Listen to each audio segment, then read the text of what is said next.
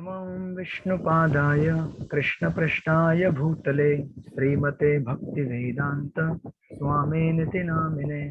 नमस्ते सरस्वती देवे गौरवाणी प्रचारिणे निर्विशेष शून्यवादी पाश्चात्यदेशतारिणे। जय श्री कृष्ण चैतन्य प्रभु नित्यानंद श्री अद्वैत गदाधार श्रीवासादि गौरभक्तवृंद।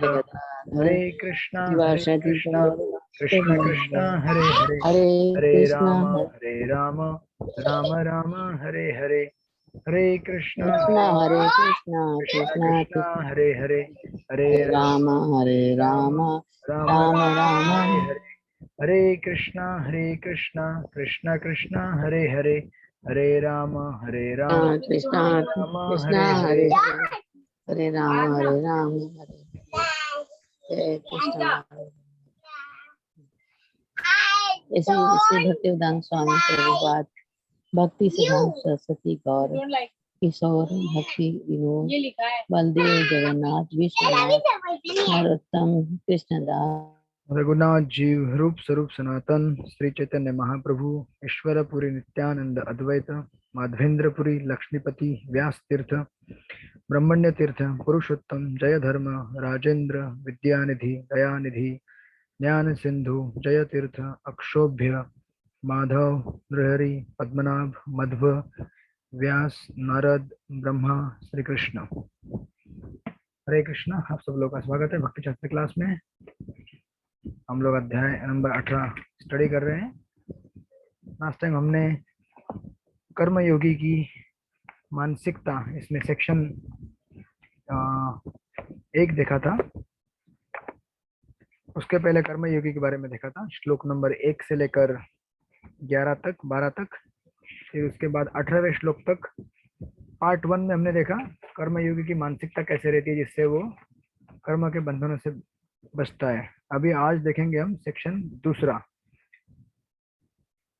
18 से लेकर 40 तक कर्मयोगी का मानसिक भाव कैसे रहता है। श्लोक नंबर 18 से 40 तक।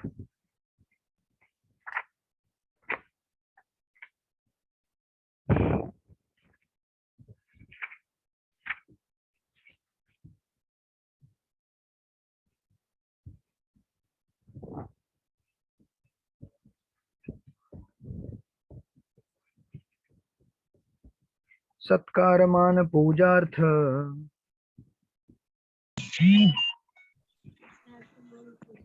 ज्ञान। प्रभु जी 18 नंबर से 18 नंबर से बराबर करेक्ट। 18.18 हमने लास्ट टाइम 18.17 तक पूरा किया था। बराबर। हाँ यस। सत्कार मान पूजार्थ नहीं 18 ज्ञान ज्ञान ज्ञान यज्ञ परिज्ञाता ज्ञानम ज्ञेय परिज्ञाता त्रिवेद। वेट मैं 17वें अध्याय के उसमें चला गया। We are in the 18th chapter क्योंकि मैं केवल नंबर देख रहा हूँ। ओके। ज्ञानम ज्ञेयम परिज्ञाता ज्ञान ज्ञेयं परिज्ञाता त्रिविध कर्म चोदना त्रिविधा कर्म चोदना करणं कर्म कर्तेति करणं कर्म कर्ता इति त्रिविधं कर्म संग्रह। त्रिविधं कर्म संग्रह। के हिरलाल प्रजापति प्रभु पढ़िए इसका अनुवाद। हरे कृष्ण दंडवत प्रणाम। ज्ञान यज्ञ तथा ज्ञाता ये तीनों कर्म को प्रेरणा देने वाले कारण है। इंद्रियां कर्ण कर्म तथा कर्ता ये तीन कर्म के संगठक है। Hare Krishna. Okay thank you so much. तो हमने पिछले सेक्शन में ये 5 फैक्टर देखे हैं। तो पिछला अगर आप ये श्लोक देखेंगे समरिकल 14 नंबर का अधिष्ठानम तथा कर्ता करणम च पृथक विदम विविष्टाष्ट पृथक चेष्टा दैवम चैवात्र पंचमम। उसी को यहाँ पे समराइज कर रहे हैं। 2 भाग में बांट दिया उसको, ज्ञान ज्ञेय और ज्ञाता। ये हो गए 3 जो कर्म को प्रेरणा देते हैं। क्योंकि जब तक आपको ज्ञान नहीं रहेगा तो आप कर्म क्यों करना चाहेंगे कोई भी, राइट। आपको कुछ ज्ञान है किसी चीज के बारे में, तभी तो आप कर्म करना चाहते हैं ना। जैसे कि for example, let's take an example, अगर समझो कोई व्यक्ति कहीं बाहर घूमने के लिए जाता है, राइट, तो जब वो घूमने के लिए जाएगा तो उसके साथ ये 3 एक्टिविटी पहले घटित होंगी उसके ऊपर। सबसे पहले होगा ज्ञान, that is process of knowledge. आदमी देखेगा चीजों को, पंछियों को देखेगा, पौधों को देखेगा, तो वो देखने की वजह से क्या होगा, वो ज्ञान एक्यूमुलेट हो जाता है, राइट, दिस इज ज्ञान, ये देख रहा है। और दूसरा ज्ञेय। ज्ञेय क्या है यहाँ पे? ज्ञेय मतलब प्रभुपाद ने क्या दिया है यहाँ पे, ज्ञान का लक्ष्य। आप अगर वर्ड टू वर्ड मीनिंग में देखिए, वर्ड टू वर्ड मीनिंग, ज्ञानम यानी कि ज्ञान, जो हमने अभी देख लिया ज्ञान, मैं बाहर जा रहा हूँ, देख लिया मैंने, ये यहाँ पे पौधा है, पंछी है, पेड़ है, वगैरह वगैरह। और ज्ञेय, जानने का लक्ष्य क्या है, ज्ञान का लक्ष्य। बाहर घूमने से क्या होगा, हमको क्या होगा? हमको उस जानकारी सुविधा, जानकारी उस पर्टिकुलर चीज की मिलेगी। ओके, अनुभव होगा, अनुभव। अनुभव होगा। और क्या होगा? अभी भी आप नॉलेज में ही है, this is also part of knowledge, this is still a part of knowledge, ये भी ज्ञान का ही पार्ट है। हमारा लक्ष्य क्या है, आप जरा बताइए। आप जब बाहर घूमने जाते हैं, आपका लक्ष्य क्या होता है? समझो एक भक्त होता है, अगर वो भौतिक रहेगा तो ऑब्वियसली वो भौतिक चीजों के बारे में जानना चाहेगा, और अगर वो भक्त रहेगा तो डेफिनेटली वो भक्त के बारे में सोचेगा। ये इनफैक्ट अगर वो एक फूल भी देखेगा तो ये सोचेगा कि मैं ये फूल भगवान को अर्पण करता हूँ, और वो भक्ति के बारे में ही जानने की कोशिश करेगा, जो उसे लगता है कि वो जानना है। इस ओके, हिसाब से सब डिफरेंस है। लक्ष्य, यस, लक्ष्य क्या है, लेकिन उद्देश्य क्या है? भक्ति है। सब परमात्मा ने बनाया है, कुछ भी देखेंगे चीज तो परमात्मा ने बनाया है। लक्ष्य परमात्मा प्रभु जी जैसे देखेगा। एक मिनट, अगर समझो एक मैं, मिनट, हाँ जी, मैं आपको ठीक। सवाल पूछता हूँ। आप प्रसाद लेते हैं, क्यों लेते हैं, क्या लक्ष्य है उसका? भगवान की कृपा पाने के लिए, वो इस हेतु से प्रसाद दिया जाता है प्रभु जी की, इसमें भगवान की हृदय कृपा होती है, ये लक्ष्य से।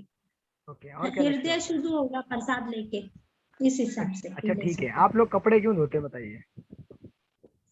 मलिन रहते हैं प्रभु जी, वो मलिन कपड़ों को धोना ही चाहिए, और वो स्वच्छ रहना चाहिए, साफ सुथरे रहेंगे तभी तो हम स्वस्थ रहेंगे।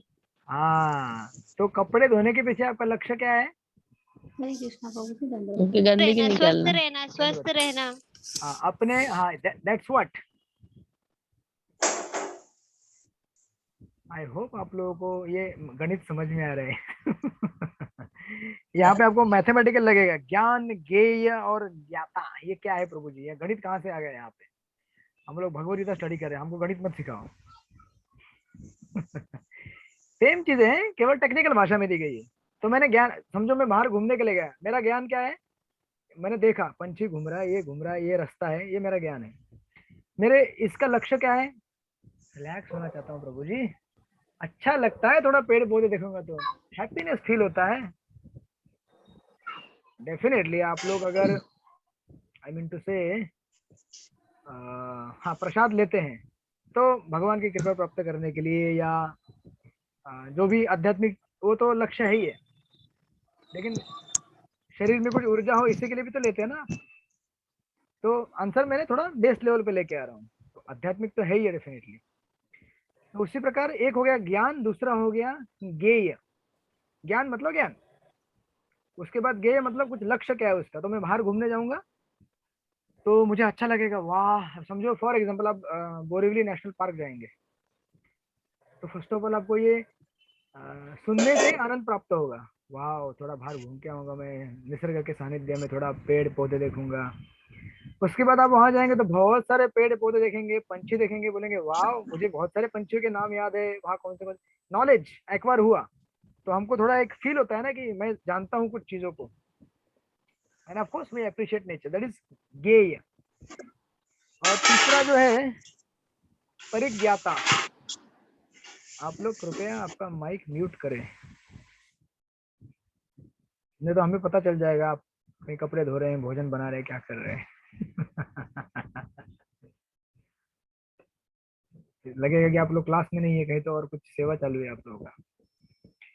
और परिज्ञाता मतलब जानने वाला, मतलब हम खुद तो ज्ञान हो गया, कुछ मैं जान रहा हूँ।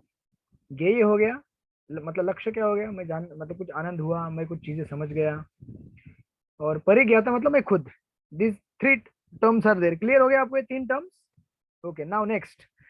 उसके बाद चलते हैं इंद्रिया, कर्म तथा कर्ता। ये 3 कर्म के संघटक हैं, इंद्रिया, कर्म तथा कर्ता। अभी इसमें इंद्रिया यानी कि कर्णम, जो हमने 5वें श्लोक में देखा था ना, वो पिछले वाले श्लोक में देखा था, 5 घटक। इंद्रिया यानी कि कर्णम यानी कि इंस्ट्रूमेंट फॉर द वर्क। जैसे किसी को सिंगिंग करना है तो फिर इंस्ट्रूमेंट क्या है, गला है। कर्म करने वाला व्यक्ति व्यक्ति है, और कर्ता भी एक्चुअली क्या है, एक्चुअली कर्म और कर्ता में थोड़ा फर्क है। कर्म मतलब जो हम कर्म करते हैं, जैसे मैं अभी बोल रहा हूँ ये मेरा कर्म है, और कर्ता मतलब मैं खुद हूँ। समझ में आया आप लोगों को? कर्णम, कर्म और कर्ता। कर्णम यानी कि इंस्ट्रूमेंट, बोलने के लिए मेरा कंठ जो है वो है। कर्ता मतलब जो एक्शन में कर रहा हूँ, और कर्म मतलब जो एक्शन में कर रहा हूँ, और कर्ता मतलब मैं स्वयं। ना इसमें अभी जो पहले 3 बताए गए, ज्ञान, ज्ञेय और ज्ञाता, और लास्ट में जो 3 बताए गए, कर्णम, प्रभुपाद ने लिखा भी है वहां पे ब्रैकेट में, इंद्रिय यानी कि कर्णम, कर्म तथा कर्ता। इनमें परिज्ञाता और कर्ता दोनों सेम है, ठीक है ना? नहीं तो आप बोलेंगे 6 घटक कैसे हो गए? 6 नहीं हुए, 5 ही है। उसमें जो दिया है परिज्ञाता और कर्ता, पहले में परिज्ञाता दिया है यानी कि ज्ञाता, और लास्ट के 3 में दिया है कर्ता। ये दोनों सेम है, वन एंड द सेम। सिर्फ थोड़ा उसको टेक्निकली डिफरेंट, थोड़ा सा अलग किया उन्होंने। नाउ अभी भगवान ये सब क्यों बता रहे हैं? आप बोलेंगे ये सब क्यों बता रहे हैं, पहले बता दिया था ना हमको, 5 घटक तो पहले बता दिए, तो वापस क्यों रिपीट कर रहे हैं? ये इसीलिए क्योंकि अभी भगवान इन 5 घटक को लेंगे और हर घटक को बताएंगे कि वो प्रकृति के 3 गुणों में कैसे स्थित है। हमारा ज्ञान कैसे प्रकृति के 3 गुणों में स्थित है, हमारा जो जानने का उद्देश्य है वो कैसे स्थित है, हम कर्ता स्वयं कैसे स्थित है, और हमारी सेंसेस कैसे, ऐसे इन घटक को अभी प्रकृति के 3 गुणों के हिसाब से एनालाइज करेंगे, वन बाय वन। तो आपको लिखना है तो लिख लीजिए। श्लोक नंबर 20 से 22 में आएगा ज्ञान, 23 से 25 में आएगा कर्म, और 26 से 28 में आएगा कर्ता। ये 3 आइटम, ज्ञान 20 से 22, कर्म 23 से 25, कर्ता 26 से 28, प्रकृति के 3 गुणों में कैसे स्थित है इसका वर्णन यहाँ पे आएगा। ज्ञान, कर्म और कर्ता, ये तीनों मिला के क्या बनता है? कर्म बनता है।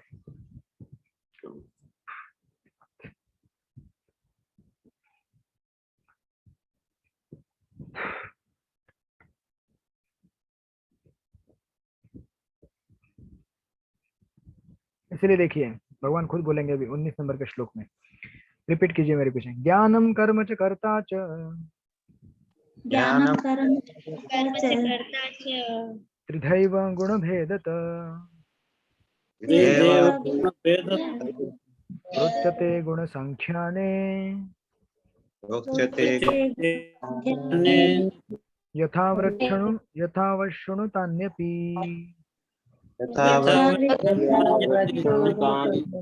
ओके, आनंदराम पटेल प्रभु, आप पढ़ना चाहेंगे?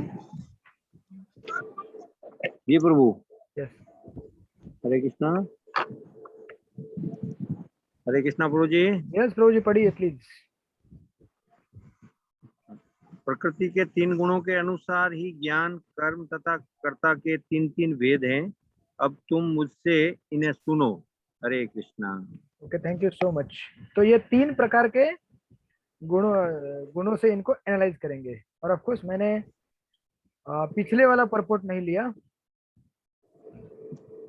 पिछले वाले परपोर्ट में प्रभुपाद कहते हैं एकदम बिगिनिंग में, दैनिक कार्य के लिए 3 प्रकार की प्रेरणाएं हैं, ज्ञान, ज्ञेय तथा ज्ञाता, जो कि हमने डिस्कस किया। कर्म का उपकरण, करण यानी कि इंद्रिया, स्वयं कर्म तथा कर्ता, ये तीनों कर्म के संगठक कहलाते हैं।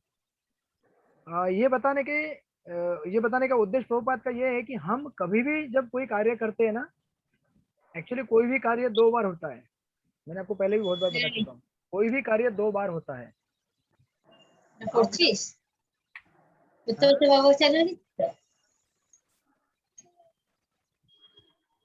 कोई भी कार्य 2 बार होता है। एक बार पहले आपके मन में घटित होता है और बाद में एक्शन में घटित होता है। समझो अगर मैंने बोल दिया अभी आपकी 18 अध्याय की एग्जाम कौन सी तारीख आने वाली है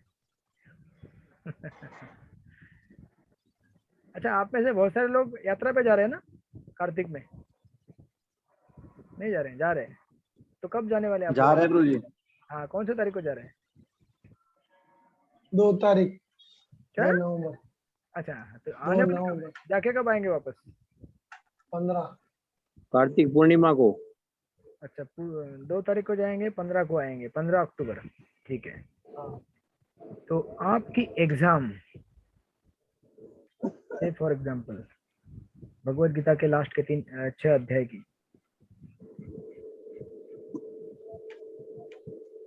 8 नवंबर सॉरी 7 नवंबर संडे आता है।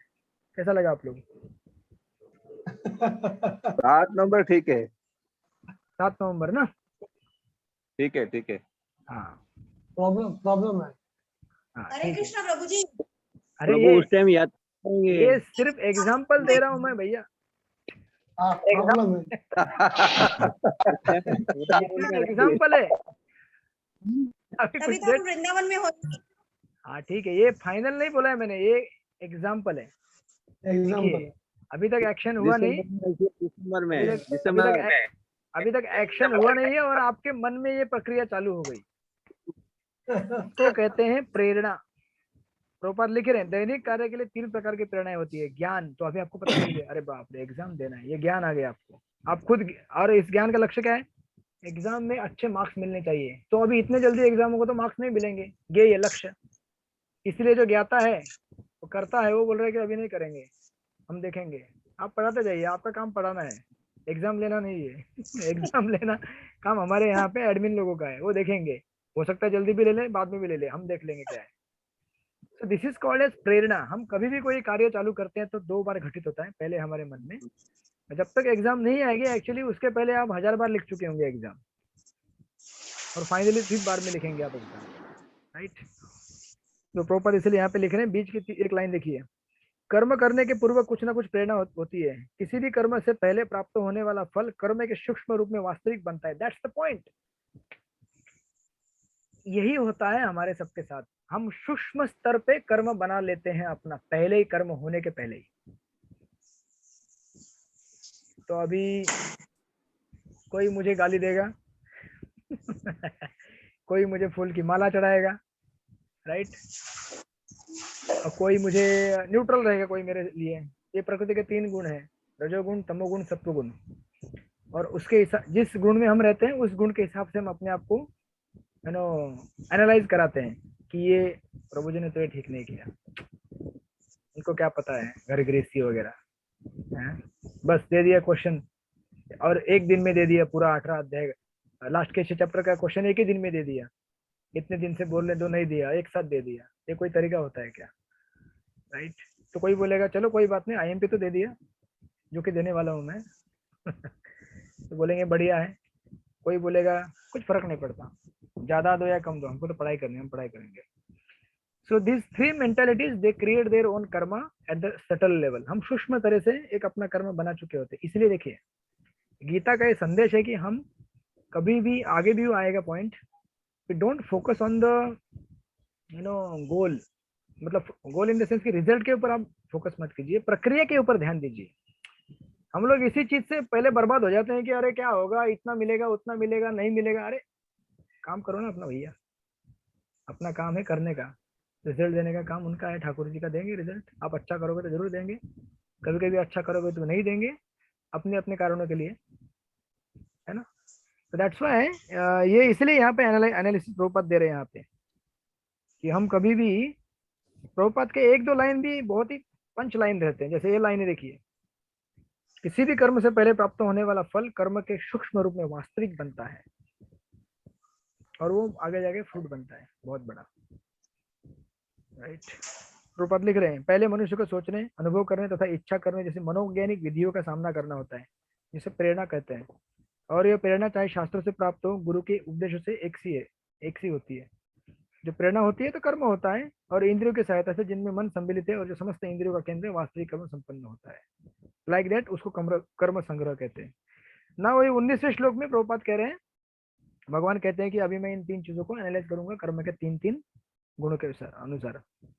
प्रभुपाद परपोर्ट में लिखते हैं लास्ट की लाइन, इस श्लोक में भगवान कहते हैं कि वे 3 गुणों के अनुसार विभिन्न प्रकार के ज्ञान कर्ता तथा कर्म के विषय में बताना चाहते हैं। Right, so let's start. तो 20 से 22 में कर्म के बारे में आएगा। श्लोक नंबर 18.20, सर्वभूतेषु येनैकम्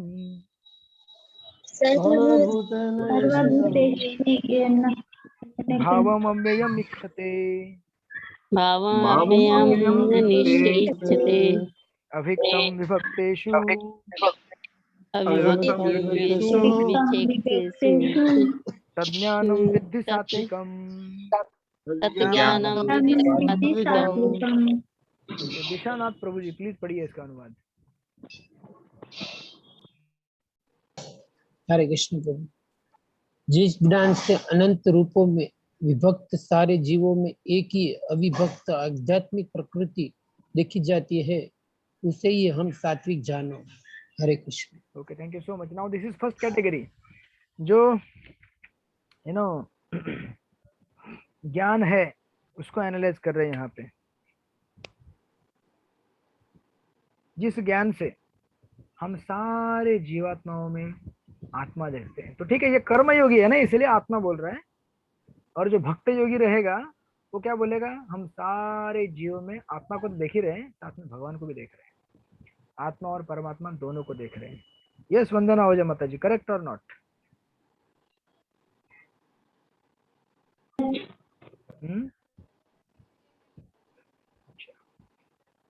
आई होप आप लोगों को समझ में आ रहा है हम लोग क्या डिस्कस कर रहे हैं। ओके जी। ऐसा जो ज्ञान है जो डिस्क्रिमिनेट नहीं करता है, चीजों को यथार्थ रूप में देखता है, वास्तविक रूप में, उसे सत्वगुणी ज्ञान कहते हैं। वो ये नहीं देखता कि ये मोटा है, ये काला है, ये गोरा है, ये बहुत ऊंचा आदमी है, ये बोना है, ये गरीब है, अमीर है, ये रशियन है, इंडियन है, पाकिस्तानी है, चाइनीज है, या जो भी है, फलाना फलाना फलाना फलाना, या ये चींटी है, या हाथी है, या ऊंट है, घोड़ा, गधा, जो भी है, सुअर है, पंछी है, सब जगह पे वो आत्म तत्व को देखता है। इसलिए चाणक्य पंडित भी कहते हैं ना, मातृवत परदारेषु परद्रव्येषु लोष्टवत आत्मवत सर्वभूतेषु यह पश्यति स पंडिता। हर जीवात्माओं में जो भगवान आत्मा को देखता है उसे पंडित कहते हैं, लर्नेड पर्सनैलिटी कहते हैं। This is the real education. असली शिक्षित व्यक्ति का ये व्याख्या है। अब ये ना होने की वजह से क्या होता है, अगर ये होता है तो दुनिया भर में यूनिटी होती है, एकता होती है लोगों में। लोग ये नहीं बोलते कि तू यार तू तेरा देश अलग है, मेरा देश अलग है, ऐसा नहीं बोलते। अरे तू भी आत्मा है, मैं भी आत्मा हूँ, तू भी भगवान का है, मैं भी भगवान का हूँ, तू भी मेरा भाई है, ये मेरी बहन है, हम सब एक हैं, राइट, एक परिवार है सारी। तो इसलिए धर्म का इतना बड़ा महत्व है कि हम अगर लोगों को एजुकेट करेंगे scientifically, there is a unity, otherwise लोगों में डिफरेंस आ जाता है। दैट्स व्हाई हम आगे देखेंगे जब ये रजोगुणी और तमोगुणी ज्ञान, लेट्स सेकंड, अभी जैसे यहाँ पे प्रभुपाद देख रहे हैं, let's go to the purport 20 number. Prabhupada लिखते हैं, हर जो व्यक्ति हर जीव में, चाहे वह देवता, मनुष्य, पशु, पक्षी, तो ऑफकोर्स हमारे जमाने में हम लोग देवताओं का इतना उल्लेख नहीं कर पाते क्योंकि देवता हमारे कभी है नहीं, यहाँ पे दिखते ही नहीं कभी। तो हम तो खाली बोलेंगे इंडिया, पाकिस्तान, चाइना, ये वो वगैरह वगैरह, लेकिन कंपैरिजन कहाँ से स्टार्ट होता है, देवताओं से। देवलोक में रहने वाले लोग या हम सब एक ही है, अपने अपने कर्मों के हिसाब से। कोई देवता बनाए, कोई क्या बनाए, कोई क्या बनाए, है ना। जल जंतु अथवा पौधा एक ही आत्मा को देखता है, उसे सात्विक ज्ञान प्राप्त कर सकता है। इसीलिए गीता में कहा गया, सत्वात् संजायते ज्ञानम, ज्ञान केवल किताब पढ़ने से नहीं आता है। यस माता जी, बोलिए बोलिए। प्रभु जी, ये जो हमने सब में जैसे जीवात्मा आपने बोला ना, भगवान का दर्शन या ये है वो कि परमात्मा है अंदर उसके, तो ये प्रैक्टिस से होता है, ये अपने आप जो उस पर्टिकुलर भक्त में अपने आप आ जाता है, ये इसके क्या वो अपने आप को रिमाइंडर करता है कि अपने माइंड में कि नहीं दिस पर्टिकुलर कि ये भगवान है, इसमें जीवात्मा है, कैसे प्रभु जी? अभी तो मैं बताया आपको आंसर। अभी ज्ञान केवल पढ़ने से नहीं आता है। सत्वात् संजायते ज्ञानम, when you develop mode of goodness, that time you understand. जब मोड ऑफ गुडनेस डेवलप होता है तो आपको एक चक्षु मिलता है, शुद्ध चक्षु. दैट चक्षु is different than our this चर्म चक्षु.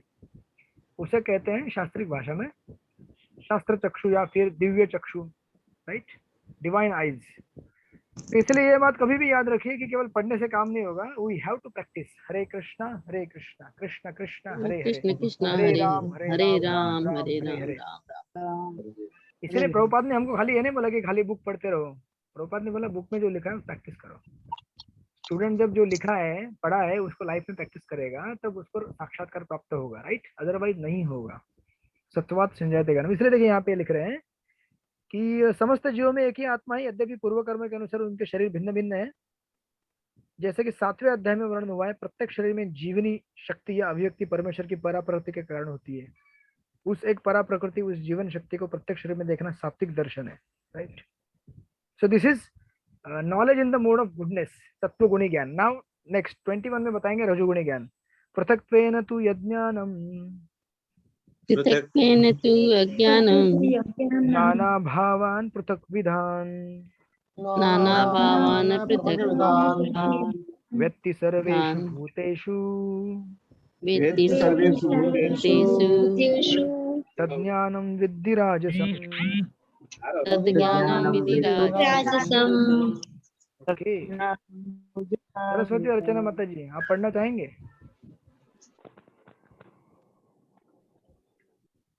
आप माइक अनम्यूट कीजिए, माइक अनम्यूट कीजिए, आवाज नहीं आ रही है. हाँ अभी आवाज आएगी. हरे कृष्ण. हाँ. जिस ज्ञान से कोई मनुष्य भिन्न शरीरों में भिन्न भिन्न प्रकार का जीव देखता है उसे तुम राजसी जानो. Hare Krishna. Yes, thank you. तो हम सब लोग क्या है, राजसी हैं. हम देखते हैं ये स्त्री है, ये पुरुष है, ये बच्चा है, ये काला है, ये गोरा है, ये जवान है, ये बूढ़ा, हम ये देखते हैं ना, बराबर. ये पाकिस्तानी है, भगाओ इसको यहाँ से. ये इंडियन है, लाओ इसके पास में लेके आओ. फिर इंडिया के अंदर ये गुजराती है हमारो आदमी, नहीं नहीं नहीं नहीं, ये साउथ इंडियन है, इसको दूर करो. ये महाराष्ट्रियन है, इसको लेके आओ. ये यूपी वाला है, ये चेन्नई वाला है. अलग अलग हम सब डेजिग्नेशन बनाते हैं, ये न जानते हुए कि हर शरीर में एक ही आत्मा है, भगवान का अंश. दिस इज कॉल्ड एज रजोगुणी ज्ञान. और इसकी वजह से क्या है, देखिए, खास करके जो मैंने पहले भी बताया, जितनी सारी लड़ाइयाँ हैं इसकी वजह से, इसे शरीर का भेद करने की वजह से. शरीर का भेद अगर अंत हो जाए ना तो हम सब लोग समझ पाएंगे कि हम सब एक ही भगवान के अंश है. और प्रभुपाद यहाँ पे लिख रहे हैं कि यह धारणा कि भौतिक शरीर ही जीव है और शरीर के विनष्ट होने पर चेतना भी नष्ट हो जाती है, राजसी ज्ञान. प्रभुपाद एक अलग एंगल दे रहे हैं यहाँ पे, साइंटिफिक एंगल. प्रभुपाद कह रहे हैं कि जो व्यक्ति इस शरीर को सब कुछ मानता है, सोचता है कि मैं मर गया सब कुछ मर गया. अरे भैया, तुम मर गया सब कुछ मर गया तो फिर तुम जब जन्म लेते हो तो तुमको अलग अलग स्थितियां क्यों मिलती है? हर किसी को अलग अलग स्थितियां मिलती है ना नया जन्म होने के बाद. हर कोई बच्चा जो पैदा होता है वो ऐसा नहीं कि जो अंबानी के घर में जन्म लेता है, राइट, या फिर किसी ड्यूट के घर में जन्म लेता है. यानी कि सुचिनाम श्रीमताम गेहे योग भ्रष्ट संजाए थे, और किसी का तीसरे घर में जन्म होता है. ये सब अलग अलग परिस्थितियां हमारे कर्म से उत्पन्न होती है जो हमने पिछले जन्म में बनाई थी. तो ये न जानना मतलब राजसी ज्ञान है, राइट. और अगर आप देखेंगे खास करके even in western philosophy, in Christianity या फिर दूसरे भी धर्मों में, इन एक्चुअली दुनिया में ठीक ठीक से लोगों को आइडिया नहीं कि आत्मा है क्या एक्चुअली. कुछ लोग बोलते हैं कि केवल इंसान में ही आत्मा होता है. इंसान मतलब अभी उसके अंदर भी कैटेगराइजेशन है. अभी तो थोड़ा क्रिश्चियनिटी लोग मानते हैं, लेकिन आप देखेंगे कि एकदम शुरू में लोग बोलते थे कि ये पशु आत्मा है, ये वनस्पति आत्मा है. उसको भी लोगों ने अलग अलग कर दिया था. और इनफैक्ट आप देखेंगे 100 साल पहले लोग बोलते थे कि स्त्रियों में आत्मा होता ही नहीं है केवल मतलब क्रिश्चियनिटी में केवल पुरुषों में आत्मा होता है. स्त्री भूत बन गई, नहीं, आई मीन टू से। स्त्रियाँ चलती कैसे हैं? हाँ, अभी ये सब हमें आंसर करना पड़ेगा उनके लिए, बट लोगों को आइडिया नहीं है। क्रिश्चियनिटी में आप देखेंगे तो उनके 4 मेन अंडरस्टैंडिंग्स हैं आत्मा के बारे में। एक कहते हैं कि आत्मा और शरीर दोनों भिन्न भिन्न है, कंप्लीटली अलग है बोलते हैं। दूसरे बोलते हैं कि दोनों सेम है, दोनों को अलग नहीं किया जा सकता। This is second category. प्रभु जी हैंग हो गया। कौन हैंग हो गया? चालू है, कोई प्रॉब्लम नहीं। चालू आवाज आ रहा बराबर? मुझे आवाज आ रही है। ठीक है, मेरी आत्मा ही अलग कर दिया आप लोगों ने।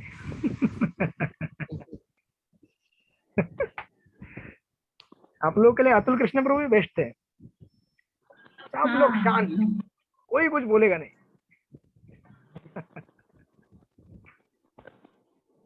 सो दिस इज नहीं, ऐसा सेकंड। कुछ नहीं प्रभु जी। यस, चलेगा, कोई बात नहीं। प्रभु जी हो या मैं, हम सब आत्माएं हैं, ठीक है ना? आप भी आत्मा है। थर्ड कैटेगरी, पहला बोला उन्होंने आत्मा और शरीर भिन्न भिन्न है, दूसरा बोलता है कि दोनों सेम है, तीसरा बोलता है कि आत्मा और शरीर दोनों एक दूसरे में इस तरह से मिक्स हो गए कि दोनों को समझना कठिन है। ना तो आत्मा समझ सकते हैं, ना शरीर को समझ सकते हैं। कंफ्यूजन देखिए, लेवल ऑफ कंफ्यूजन। और चौथा उनका कैटेगरी है, वो बोलते हैं कि आत्मा और शरीर इस मृत्यु के बाद, समझो शरीर आपका मृत्यु हो गया ना, उसके बाद दोनों को रिवाइव किया जा सकता है। इसीलिए उनके धर्म में किसमें डालते हैं, वो कैस्केड रहता है ना उनका, कॉफिन बोलते हैं उसको, उसके अंदर डाल के छोड़ देते हैं। शरीर को जलाते नहीं, या फिर किसी को फेंक नहीं देते ऐसे किसी को खाने के लिए, जानवरों को, क्योंकि वो सोचते हैं कि ये जो शरीर है बाद में मृत्यु के बाद रिवाइव हो सकता है। इस तरह से लोगों की एकदम अलग अलग हौच-पौच अंडरस्टैंडिंग है दुनिया में। तो ऑफकोर्स ऐसा नहीं कि उनके इसमें है, लोग समझदार लोग भी हैं, संत लोग भी हैं, आत्मा और जो सत्वगुण में डेवलप हो गए हैं, बट एट जैसे रजोगुण का ये जो लेवल दिया गया यहाँ पे, इस रजोगुण के लेवल में आप देखेंगे उनके रिलीजन में 2 कैटेगरी है, बैप्टिस्ट और मेथोडिस्ट। बैप्टिस्ट और मेथोडिस्ट ये 2 कैटेगरी है उनके इसमें क्रिश्चियनिटी में। उन दोनों में केवल एक ही फर्क है, दीक्षा कैसे होता है उसका फर्क है। तो बैप्टिस्ट जो लोग रहते हैं वो कहते हैं कि दीक्षा जो रहती है कैसे होती है, किसी का पानी के अंदर सर डुबाने के बाद होती है, मतलब जो भी जल रहेगा उनका प्यूरिफाइड, जो भी दिव्य जल रहता है।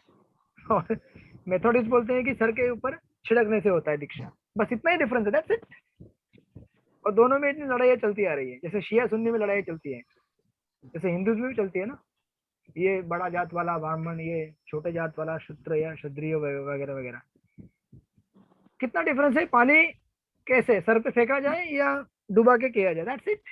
इसके ऊपर पूरा ब्लडशेड है ना, लोगों की मारा मारी लड़ाई है, खून खराबा इतना, ये सब क्यों? क्योंकि हम केवल रजोगुण की वजह से एक्सटर्नल लेवल पे देख रहे हैं शरीर को।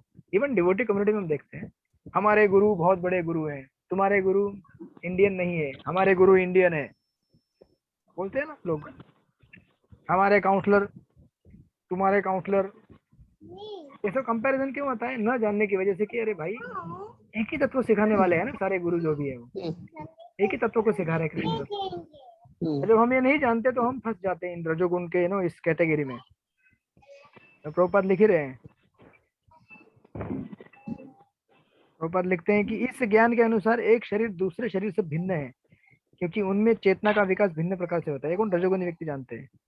अन्यथा चेतना को प्रकट करने वाला पृथक आत्मा न रहे। शरीर स्वयं आत्मा है और शरीर के परे कोई पृथक आत्मा नहीं है। बेसिकली बॉडी को ही सब कुछ मानना, मतलब ज्ञान मानना। आप देखेंगे अगर क्रिश्चियनिटी में और इस्लाम में और हिंदुइज्म में, हिंदुइज्म में भगवान को प्रणाम करने के लिए क्या करते हैं? हिंदुइज्म में क्या करते हैं? हाथ जोड़ते हैं, राइट? हाथ जोड़ते हैं ना हम लोग, भगवान के सामने हाथ जोड़ते हैं। और मुस्लिम लोगों में क्या करते हैं? ऐसा करते हैं। और क्रिश्चियनिटी में ऐसा करते हैं। बस इतना ही फर्क है, और क्या है? तो ये नहीं देखते कि एक्शन भले अलग अलग हो, एक एक्शन ऐसा है, एक एक्शन ऐसा है, एक एक्शन ऐसा है, लेकिन किसको ये एक्शन, किसके लिए ये एक्शन, किसके लिए? भगवान के लिए ना। अरे वो तो कॉमन है ना सबके लिए। अरे भैया तो उसको देखो ना जो कॉमन है तुम्हारे लिए। बस इतना डिफरेंस कि तुम ऐसा करने वाले या ऐसा कर, हमारे जात अलग अलग है, तुम जाओ यहाँ से, लड़ाई झगड़ा है उसके ऊपर, या कोई ऐसा करता है तो तो दैट्स वाई जब तक हम ये एक्सटर्नल पे है ना अटके रहेंगे, तो ऐसा नहीं बोल रहा हूँ कि ये होना नहीं चाहिए, एक तरीका है भगवान को निवेदन करने का, ये सब तरीका है, बट केवल उससे हमें अटके नहीं रहना चाहिए, देखना चाहिए कि ये किसके लिए है, क्यों कर रहे हैं हम। भक्तों में बहुत सारे कैटेगरी, कुछ भक्त कैसे जप करते हैं, कोई कैसे जप करते हैं, कोई कैसे जप करते हैं, लेकिन जब किसके लिए कर रहे हैं, भगवान के लिए करें, राइट। उस हमें उद्देश्य को नहीं भूलना चाहिए, otherwise we all just stick to the रजोगुणी नॉलेज। इसके बाद भाई के बारे में बताएंगे तमोगुणी। यस प्रभु जी, बोलिए बोलिए बोलिए। 3-4 माइक चालू है, उनका आवाज बहुत आ रहा हाँ है। ठीक है, म्यूट कर देते हैं। आप लोग कृपया माइक म्यूट कीजिए, नहीं तो हमें पता चल जाएगा आप कहाँ पे सफर कर रहे हैं, ट्रेन में है, बस में है, गाड़ी में, कहाँ पे है। ठीक है, नाउ श्लोक नंबर 22 में बताएंगे तमोगुणी ज्ञान के बारे में। यत्तु कृष्णम दे यत्तु कृष्णवत एकस्मिन् यत्तु यत्तु कृष्णवत् एकस्मिन् कार्यसक्ते अहे कार्यसक्तम अहेतुकम् अहेतुकम् अतत्वार्थवत् अल्पं च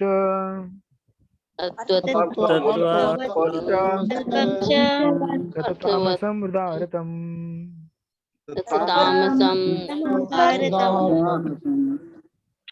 तरला स्वरूप माता जी पढ़िए इसका अनुवाद।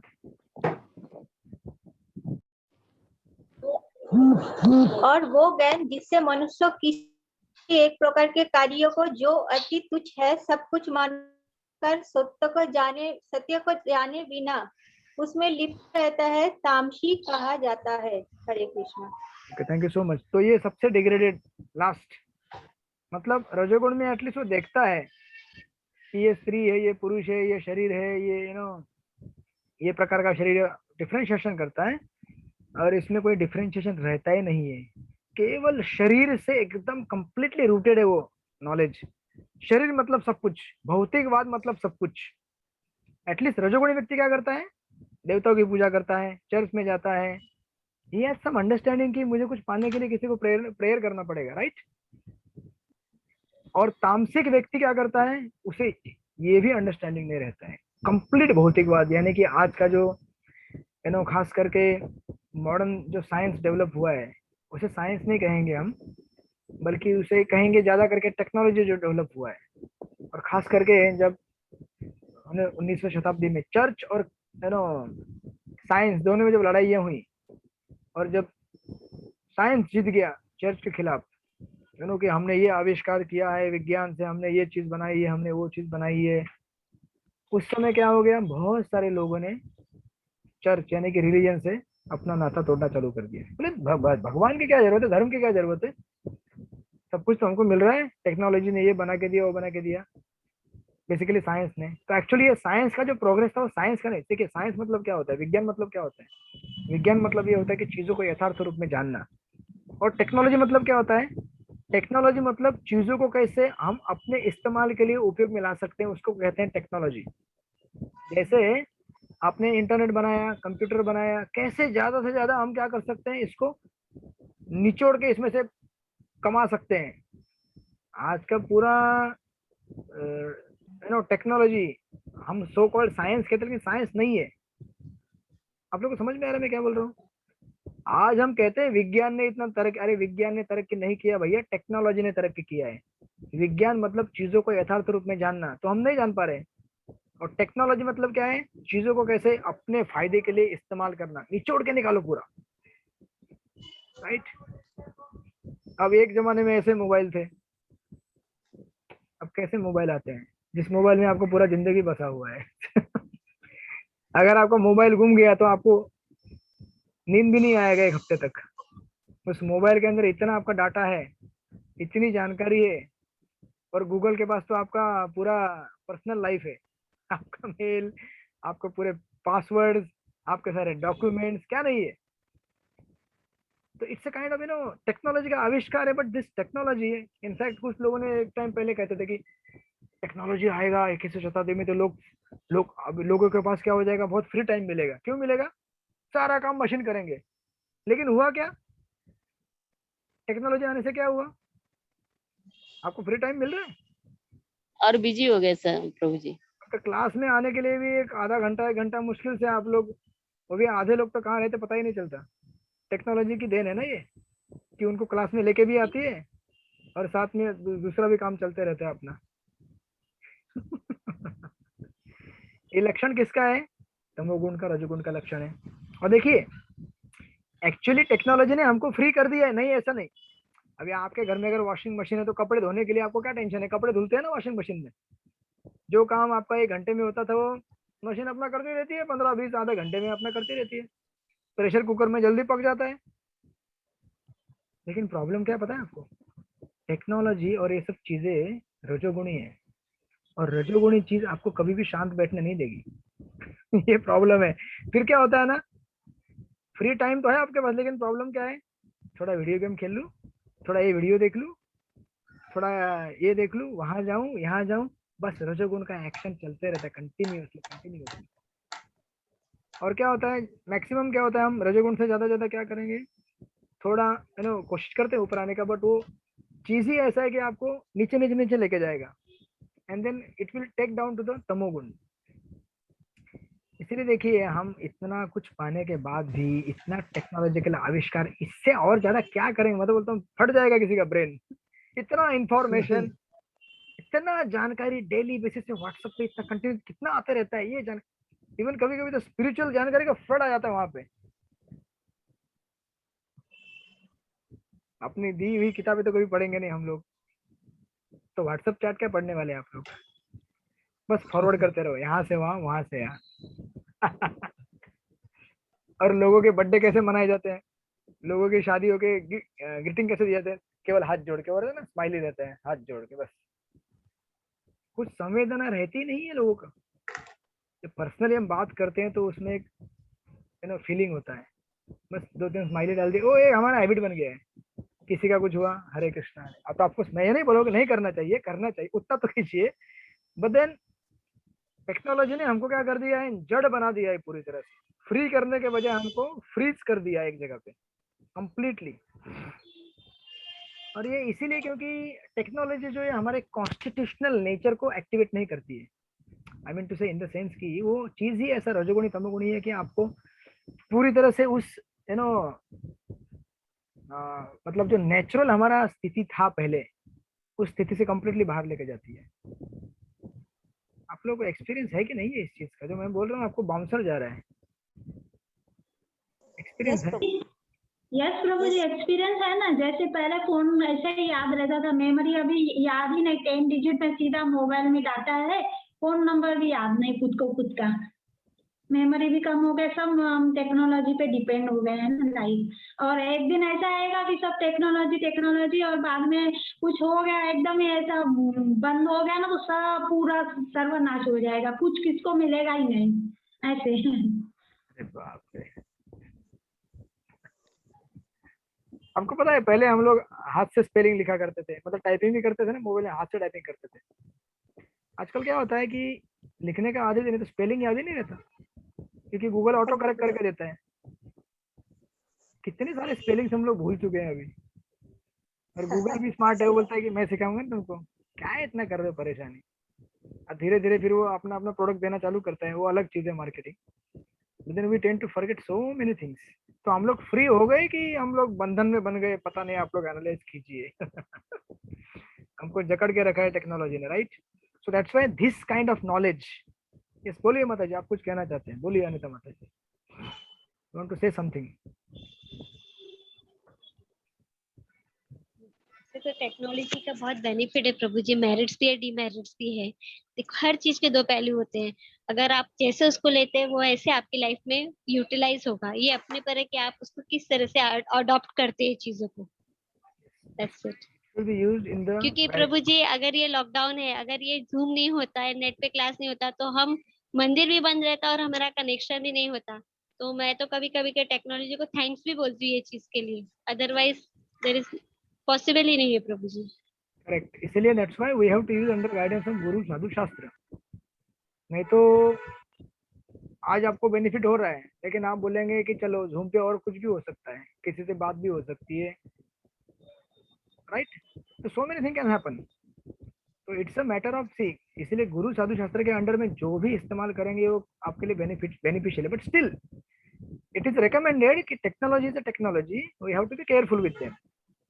अगर हम केयरफुल नहीं रहेंगे तो हमको कहीं भी लेके जाएगा. आज देखिए फेसबुक है, व्हाट्सएप है, it's so useful, but at the same time ये नशा है, एक नशा.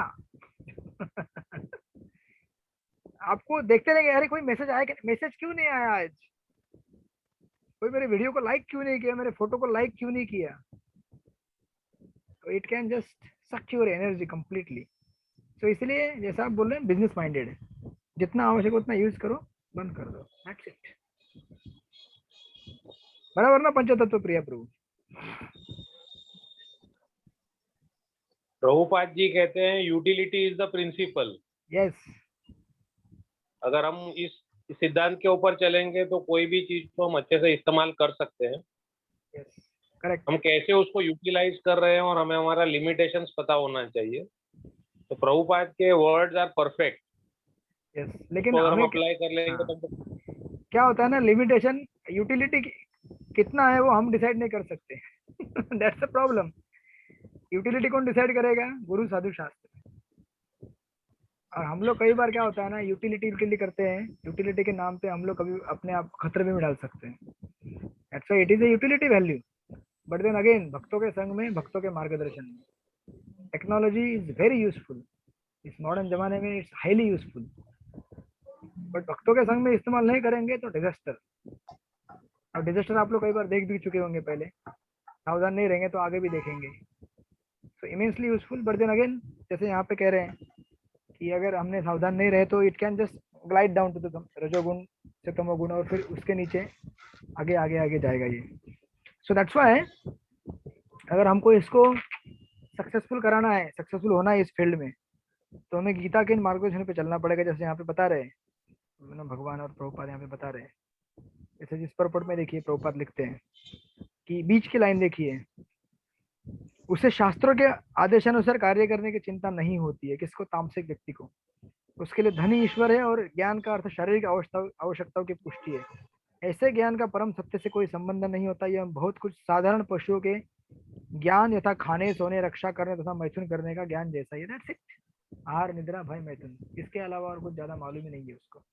और ये सारी टेक्नोलॉजिकल आविष्कार हमको, अगर हम सावधान नहीं रहेंगे तो ये चार चीजें सिखाती हैं: आहार, निद्रा, भय, मैथुन. That's it. इसको कैसे यूटिलाइज करेंगे?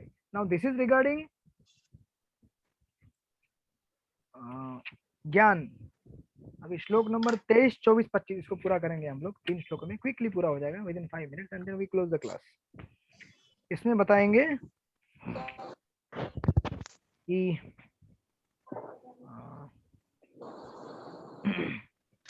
जो कर्म होता है वो कैसे 3 गुण में. 23 नंबर में आइए. नियतम संगरहितम नियतम संगरहितम संगरहितम राग द्वेषत कृतम अफल प्रप्सुना कर्म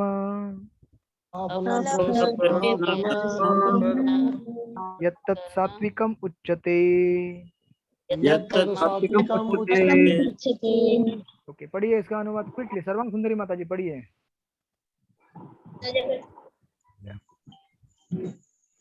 जो कर्म नियमित है और जो आसक्ति राग या देश से रहित कर्मफल की चाह को बिना किया जाता है. Yes, thank you so much. आपका भावना हम तक पहुंच गया. बीच में आवाज थोड़ा ये हो गया था, but all right. Again same concept. कर्म के किसी भी फल से हमें आसक्त नहीं होना है. ये गीता में कंसिस्टेंट थीम है. हम जो भी कार्य करते हैं उसके फल से हमें अटैच नहीं रहना है. अगर फल से आसक्त रहेंगे तो हम उसके आगे का जो स्टेप है वो ले नहीं पाएंगे.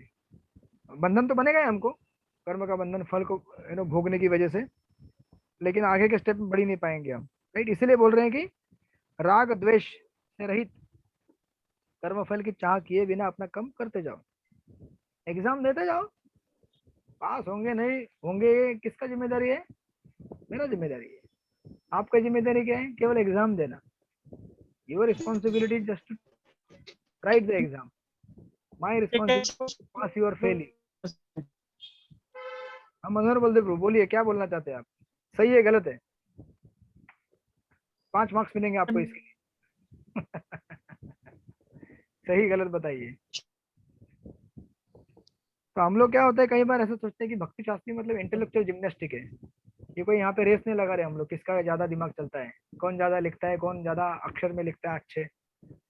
It's a matter of sincerity, right? जो सिंसियर है he will sail through this. Now this is karma in the mode of goodness, सत्व गुण में.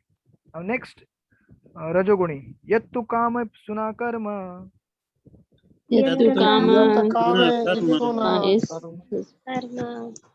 सहंकारेण वा पुनः,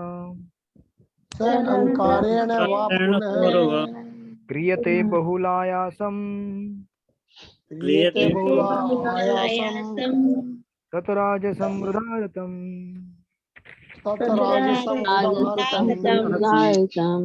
ओके, अनुवाद पढ़ेंगे। अनिता माता जी पढ़िए इसका अनुवाद। प्रभु जी, हरे कृष्णा। लेकिन जो कार्य अपनी इच्छा पूर्ति के निमित्त प्रयास पूर्वक एवं मिथ्या अहंकार के भाव से किया जाता है वह रजोगुण कहा जाता है। हरि बोल। यस, एग्जैक्टली अपोजिट ऑफ सत्वगुण। सत्वगुण में हमें फल नहीं सोचना है, भगवान के लिए सोचना है या दूसरे किसके लिए सोचना है, लेकिन यहाँ पे फल मेरे लिए, मेरा फल। जैसे समुद्र मंथन हुआ, समुद्र मंथन में क्या किया वो लोगों ने? असुर बोले कि अरे, भगवान पहले बोलते थे देवताओं को, तुम लोग क्या करो, जो वसुकी है उसके मुख को पकड़ो, क्योंकि भगवान जानते थे ये बेवकूफ मूर्ख लोग क्या करेंगे, बोलेंगे हमको मुख दे दो पकड़ने के लिए, तुम लोग अच्छा पाठ पकड़ रहे हो, हमको पूछ दे रहे हो। वाह, हम लोग इतने पढ़े लिखे, ज्ञानी, विद्वान, सुंदर, मिस्टर इंडिया, हम हमारी टीम में से निकले थे, मिसेस इंडिया जो भी निकले थे। तो ये असुर लोग नहीं समझते थे, तो जाके पकड़ा है ना भगवान देवताओं ने वसुकी का, और असुरों को पूछ, तो प्रोटेस्ट करने लगे, अरे आप लोग नहीं कर सकते, हमसे ज्यादा बड़ा लिखा नहीं। भगवान बोले आ जाओ इधर। बाद में क्या हुआ, वासुकी के मुंह से क्या निकला? अग्नि निकली और एग्जॉस्ट पाइप रहता है ना आपकी गाड़ी का। भगवान बोले यही तो हम चाहते थे, ये मूर्ख लोग कभी समझते नहीं है। तो इतना उग्र कर्म करेंगे, कष्ट करेंगे, लेकिन उसका परिणाम क्या होगा? आखिर समुद्र मंथन के बाद किसको मिला फल? किसको मिला? देवताओं को मिला अमृत, असुरों को नहीं मिला। इसीलिए मिला केवल दोनों में। बुद्धिमान रहते हैं ना। यस, हाँ, असुर लोगों के बारे में कहते हैं ना शास्त्र में, कम बुद्धिमान रहते हैं, बुद्धि नहीं रहती है, सिर्फ उनको सिद्धि प्राप्त करनी रहती है। उनको बुद्धि नहीं होती है, इसीलिए भगवान का आश्रय ग्रहण नहीं करते। इसलिए सुखदेव गोस्वामी जी इस कथा का जब उपसंहार करते तो कहते हैं कि स्थान एक ही था, है ना, लोगों ने कर्म भी एक किया, उद्देश्य भी एक ही था, लेकिन किसको फल मिला किसको नहीं मिला, ये कौन डिसाइड करता है? भगवान, राइट? तो आप भी यहाँ पे स्थान एक ही है, एग्जाम हॉल, उद्देश्य भी एक ही है, एग्जाम लिखना, राइट? एग्जाम का रिजल्ट देने वाला भी वही है, एक गिरधारी जी, और उनका मैं रिप्रेजेंटेटिव बैठा हूँ यहाँ पे अतुल कृष्ण प्रभु के मार्गदर्शन में। किसको देना है नहीं देना है वो प्रभु जी, आप निमित्त है, आप निमित्त है, आप देंगे। आपको केवल क्या करना है? एग्जाम देना है, and then you will pass it. This is रजोगुणी। और तमोगुणी तीसरा, अनुबंधम क्षयम हिंसान, अनुबंधम अनपेक्ष च पौरुषम,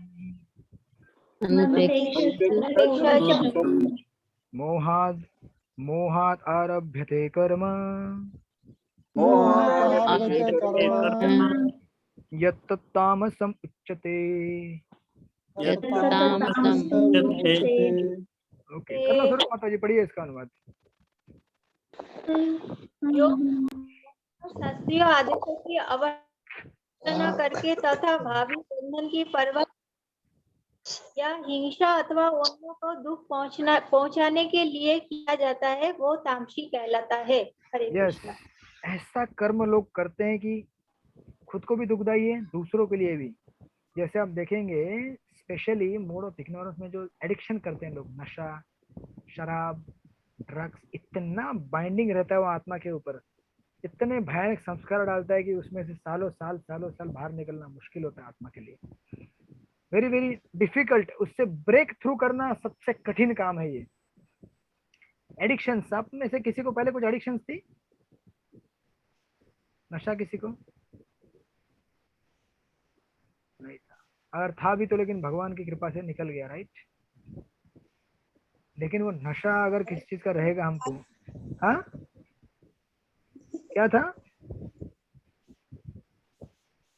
चाय की नशा। चाय चाय की नशा, वाह वाह वाह। लिप्टन की चाय, कैप्टन को क्या क्या पता नहीं क्या क्या आते थे, हिमान, आसाम की चाय, चाय चपाती, चाय चपाती, बाग बगरी चाय, पता नहीं क्या क्या आते थे उस ब्रांड जमाने में, सोसाइटी की चाय। लेकिन अभी चाय चाय ही रह गई बेचारी। नुकसान हो गया ना चाय वालों का, इतने इस्कॉन वाले बढ़ गए तो। सिगरेट सिगरेट पीते थे, वाह ग्रेट। छूट गया लेकिन ना अभी भगवान की कृपा से। कोई जी या कोई कुछ खाता था, कोई कुछ पीता था, कोई जो भी। ये इतने खतरनाक है कि बिना भक्ति के इन्हें निकालना कठिन है। अब देखिए ना कितने लोग कितने सेमिनार करते हैं, कितने वर्कशॉप करते हैं, ये करते हैं वो करते हैं, लेकिन 6 महीने में वही हालत हो जाती है। क्योंकि इसको बाहर निकालना है तो भगवान की कृपा लगती है, पावर लगती है, भगवान की शक्ति। एक ऐसा कोई साधारण चीज नहीं जिसे हम बाहर निकाल सके, क्योंकि इतना जड़ अंदर वो घुस जाता है पूरा संस्कार तमोगुण का कि कठिन है उससे निकलना। दैट्स व्हाई यहाँ पे कह रहे हैं कि जो ऐसे व्यक्ति हैं, यू नो, और खास करके ये शब्द दिया गया है यहाँ पे, क्षय, क्षय यानी कि डिस्ट्रॉय करना दूसरी चीजों को, और अहिंसा उसका अपोजिट होता है हिंसा, वायलेंस, लोगों को दुख देना। जैसे कोई कुछ आपने देखा होगा, कुछ लोग ऐसे होते हैं जो दाऊद की गैंग में एप्लीकेशन देते हैं जॉब के लिए, आपकी गैंग में भर्ती होना है हमको, ठीक है ना, कि आई मीन इतना तमोगुणी है, पता है पहले से कि ये जो चीज है दूसरों को विनाश करने के लिए बनाई गई है, और उस संस्था में शामिल होना, ऐसा कितना तमोगुणी है, राइट।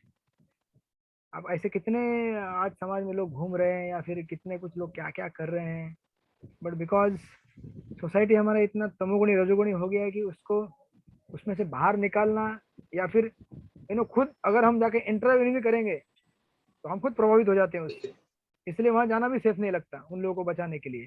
आई मीन जैसे प्रीचिंग करना आज के जमाने में इतना कठिन है कि लोग, ऐसा लगता है कि प्रीचिंग किसी को करने जाओ तो उससे हम खुद कंटामिनेट हो सकते हैं, right. Preacher therefore has to be so powerful, so pure, so dedicated completely to भगवान को। तो ये ऐसे रजोगुणी लोग हैं, दूसरों को हिंसा ये देने वाले। प्रभुपाद लिखते हैं उत्तरदायित्व विहीन कर्म विनाशकारी है, क्योंकि इससे शास्त्रीय आदेशों का विनाश होता है। यह प्राय हिंसा पर आधारित होता है और अन्य जीवों के लिए दुखदायी होता है। उत्तरदायित्व से हीन ऐसा कर्म अपने निजी अनुभव के आधार पर किया जाता है, राइट। मुझे अच्छा लगता तो मैं करूंगा, तुम्हें तो कुछ भी अच्छा लगता है, लेकिन हर चीज तुम्हें अच्छा लगने वाली थोड़ी अच्छी हो सकती है, तुम्हारे लिए नहीं हो सकती ना। और तमोगुण रजोगुण में व्यक्ति ये नहीं समझ सकता कि मेरे लिए अच्छा क्या है बुरा क्या है। ओनली इन सत्वगुण ही कैन अंडरस्टैंड। यह मोह कहलाता है, ऐसा समस्त मोहग्रस्त कर्म तमोगुण के फलस्वरूप होता है। बोरी वो लोग नहीं लाते। It is always distorting. हम लोग यहाँ पे विश्राम देते हैं, हम ये लोग पता नहीं मिलेंगे। कि संदेश में सही था थोड़ा। गुरुवार को मिलेंगे, जो कि कल ही है शायद, राइट। बुधवार, या फिर हम लोग ऐसा कर सकते हैं, एक दिन का गैप चाहिए आपको? कल भी क्लास है, कल क्लास है। पिछले हफ्ते तो हमने लिया था गुरुवार और सीधा संडे को। अच्छा ठीक है, तो आप लोग ओके हैं, कल लें क्लास, या आप लोगों को थोड़ा विश्राम चाहिए? फिर संडे को भी क्लास लेना है, चलेगा? ठीक है, गाड़ी चलने दो, बंद हो जाएगा तो पता नहीं, फिर चालू होने में टाइम लगता है। किसी ने ग्रुप में कुछ डाला था, गीता की क्लास कब पूरी होने वाली है?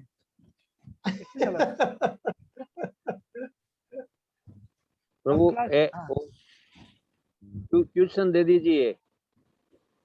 क्या प्रभु जी, क्वेश्चन दे दीजिए हम। क्वेश्चन तो अभी आपको लग रहा है पूरे आईएमपी के साथ ही मिलेंगे। प्रभु जी, मुझे ऐसा लग रहा है कहीं आप एग्जाम पेपर ही तो नहीं दे देंगे, क्योंकि इतना देर लगा रहे हैं ना, तो हमको पढ़ने को भी तो थोड़ा समय चाहिए रहेगा, तो आप पूरा वही दे दीजिए। प्रभु जी ऐसे ही पास कर लेंगे बिना क्वेश्चन। माता जी बोल रहे कर लेंगे। माता जी बोल रहे कि क्वेश्चन पेपर, अभी तो आंसर तो डायरेक्ट क्वेश्चन पेपर पे आ गया डायरेक्ट। अभी अपनी क्लास में शायद मुझे लगता है और एक हफ्ते में गीता पूरी हो जाएगी। अभी हम 25वें श्लोक में हैं, अगले क्लास में 40 श्लोक तक मतलब 35 तक हो जाएगा, फिर और 2-3 क्लास में। तो चिंता मत कीजिए, आपकी हो जाएगी पूरी। आप सब लोग कार्तिक यात्रा के लिए कब जा रहे हैं? 21 अक्टूबर। 1 तारीख को प्रभु जी 12 तारीख से मैं नहीं हूँ। ठीक है, मतलब मैक्सिमम लोग एक रिक्वेस्ट है, जो भी यात्रा करने वाला है वो अपना शेड्यूल डाल दे तो प्रभु जी को शायद डिसीजन लेने में अच्छा रहेगा, क्योंकि हर एक का अलग अलग यात्रा का तारीख है, डेट है। तो इट्स मच बेटर यू अपना शेड्यूल डाल देना प्रभु जी, then you will come to know प्रभु जी। But I think most probably आप में से बहुत सारे लोग मोस्टली 1 तारीख से जाएंगे। 1 तारीख से 1 अक्टूबर से। प्रभु जी मैं 21 अक्टूबर। अच्छा तो प्रभु जी मैं कहीं नहीं जा रही हूँ। आपका हो गया ना माता जी? यस माता जी। माता जी तो वृंदावन जाने वाली है, आपको पता नहीं है क्या? प्रभु जी प्लीज आप राधा गोपीनाथ को मनाइए। I need your blessing and about please. मैं हर एक क्षण प्रे करती हूँ, बट वो होना भी जरूरी है। वैष्णो की कृपा चाहिए, राधा रानी की कृपा चाहिए। अपनी इच्छा से कुछ नहीं होता है प्रभु। हो जाएगा आपको, लेकिन इच्छा तो करनी पड़ेगी ना। You bless me प्रभु जी प्लीज। सारे भक्त आपको इतना आशीर्वाद देंगे कि आप वृंदावन में धाम में हरे कृष्ण वहाँ से Thank you, शास्त्री का कोर्स हरे कृष्ण पढ़ाएंगे, सुनेंगे जो भी है। हरि बोल थैंक यू प्रभु जी। तो 1 तारीख को अगर आप लोग जाने वाले हैं तो आज 22 तारीख है, तो लेट्स टारगेट, हम लोग ऐसा टारगेट करते हैं कि 30 तारीख तक हमारी गीता पूरी हो जानी चाहिए। 18 अध्याय पूरे के पूरे, मतलब 18 चैप्टर पूरा हो जाएगा। हाँ, इसी मंथ में बेसिकली। तो अभी हमारा अगला क्लास होगा गुरुवार को, फिर शनिवार को, यानी कि और 2 क्लास, और वापस बुधवार। फिर क्या करेंगे ना हम लोग, बुधवार को ना करते हुए, क्योंकि 1 मिनट, हाँ गुरुवार को हो सकता है, फिर वापस बुधवार गुरुवार, यानी कि 1 2 3 4 क्लास है आई गेस। 4 क्लास यानी कि 1 क्लास में 7-8 श्लोक, उसके हिसाब से क्लियर कर पाएंगे। अगर लगेगा तो मंडे को भी करेंगे हम लोग, मतलब अगले हफ्ते में 3 क्लास, सोमवार बुधवार गुरुवार 3 क्लास, फिर आगे तो हरे कृष्णा प्रभु जी। ये प्रभु जी ये महीने जो अभी आज 22 तारीख हो गया, तो ये महीने के एंड तक क्लास यानी चैप्टर पूरा हो जाएगा बराबर। 4 क्लास आप यही महीने में ले लीजिए, तो 1 अक्टूबर से यानी सब लोग फ्री हो जाएंगे। जिसको कार्तिक में जाना है जा सकते हैं। कार्तिक के आने के बाद सीधा एग्जाम डेट ही आप रख दीजिए, तो जिसको 1 महीने में जो प्रिपरेशन करना है वो कर लेंगे, और फिर कार्तिक के बाद सीधा एग्जाम हो जाएगा, ऐसा आत्मनिर्भर प्रभु ने कहा है। लेकिन प्रभु जी मोस्टली तो लोग नवंबर में नहीं है ना, नवंबर में लोग यात्रा पे रहेंगे मोस्टली। तो प्रभु जी क्वेश्चन भी देख You लीजिएगा। just give the questions and declare the date as calculation of 30 days. That's it.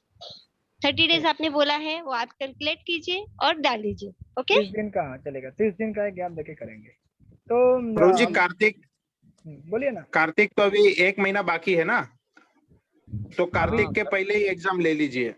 चलेगा। नहीं प्रभु जी नहीं हो सकता। प्रभु जी अभी नवरात्रि भी आने वाले, सब से फेस्टिवल आने वाले। प्रभु जी घर पे बहुत काम रहते हैं प्रभु जी। माता जी ये तो अभी चतुर्मास है, पूरा फेस्टिवल ही फेस्टिवल है दिसंबर तक। प्रभु जी हाँ, लेकिन ना प्रभु जी लोग के लिए आसान रहता है, माता जी लोग का बहुत भारी पड़ता है। अभी माता जी लोग का फेस्टिवल आ रहा है, प्रभु जी लोग का फेस्टिवल हो गया। दिसंबर का डेट ले लो। नवंबर में प्रभु जी हो इतना जाएगा। लंबा नहीं खींचिए प्लीज। आप नहीं क्वेश्चन देंगे नहीं, कार्तिक के बाद हम एग्जाम दे देंगे प्रभु जी। चलेगा। मेरा कार्तिक के बाद हम एग्जाम दे देंगे। कार्तिक के बाद फर्स्ट वीक ले लो, फर्स्ट वीक कार्तिक के बाद फर्स्ट वीक। ठीक है प्रभु जी, लेकिन क्योंकि उसके बाद दिवाली आने ना। फिर प्रभु जी अगर आप कार्तिक के बाद लेंगे तो आप फिर बीच में ईशो वो जो अपना भक्ति रसा सिंधु है वो स्टार्ट करेंगे थोड़ा 1-2 चैप्टर, फिर हमारा गैप ना पड़े। प्रभु जी नहीं चालू रहेगा, स्टार्ट कीजिए। यस प्रभु जी थैंक यू। वो चालू रहेगा। भक्ति रसामृत सिंधु में ज्यादा मैं कुछ क्वेश्चन देने वाला नहीं, वो सिंपलीफाइड है कोर्स। ऑलरेडी आप लोग बहुत सारे एक्सॉल्टेड डिवोटीज हैं, भक्ति करते आ रहे हैं, तो आपको उसमें जो बहुत सारी चीजें पढ़ते आ रहे हैं आपको समझ जाएगा तुरंत। बट अभी एक ध्यान रखिए कि अभी हमको 30 तारीख तक ये 18वां क्वेश्चन पेपर कब तक मिलेगा प्रभु जी? मिलेगा इसी हफ्ते में तो पक्का देने का कोशिश। माता जी क्वेश्चन पेपर ही मिलेगा, चिंता क्यों कर गीता रहे हो, बस भक्त आपको छापना है। एक साल में चलेगा तो प्रॉब्लम हो जाएगा प्रभु जी। मैंने तो इतना कॉन्फिडेंस तू। देखो मैं आप लोग को क्वेश्चन पेपर देने के बाद 30 दिन का आपको टाइम दे रहा हूँ। 30 दिन में तो मेरे ख्याल से पढ़ाई होना चाहिए। 6 अध्याय का पढ़ाई है। हरी बोल। हाँ यस क्वेश्चन पेपर नहीं, IMPs। हाँ जो भी क्वेश्चन है पेपर नहीं तो क्वेश्चन पे नहीं तो एग्जाम को कोई मतलब नहीं प्रभु जी। हाँ चलेगा। हरे कृष्णा प्रभु जी। यस प्रभु जी 19 नवंबर को कार्तिक मंथ ये हो रहा है, एंड हो रहा है, और 20 तारीख को कात्यायनी व्रत शुरू हो रहा है। तो 21 तारीख को संडे है, 21 तारीख को एग्जाम ले लीजिए। 21 नवंबर को अभी डेट करीबन 2 महीना है सभी के पास तैयारी करने के लिए। तो अगर आप अक्टूबर के फर्स्ट वीक में या ये महीने के एंड में आप क्वेश्चन पेपर सबको दे देंगे, फिर जिनको जैसे तैयारी करना है कर सकते हैं। फिर 21 तारीख जो रहेगा वो लास्ट डेट रहेगा, वही दिन एग्जाम होगा, फिर आगे पीछे नहीं होगा। चलेगा। ठीक है फिलहाल चलेगा प्रभु जी। हरि बोल। ठीक है हाँ सुंदर डेट। हरि बोल चलेगा प्रभु जी। ठीक है चलेगा। तो अगले हफ्ते हमारे 3 क्लास होंगे, सोमवार, मंगलवार, बुधवार, और अभी कल भी होगा और संडे को भी होगा क्लास। ठीक है। श्रील प्रभुपाद की जय।